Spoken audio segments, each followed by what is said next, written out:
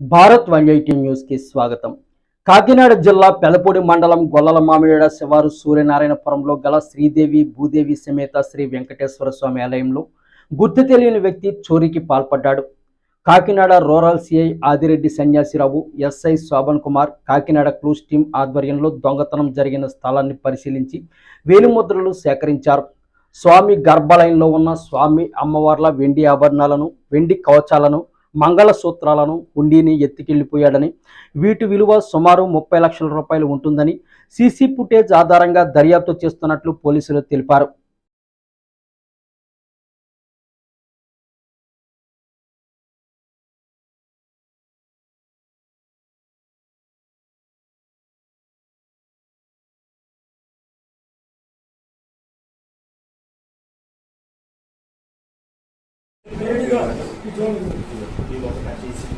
ఈ cylinder cup ఈ లోపల వస్తుందని ఇంకొంచెం ఒక వెంటనే తీసుకుని అడ్రస్ ఉంటుంది.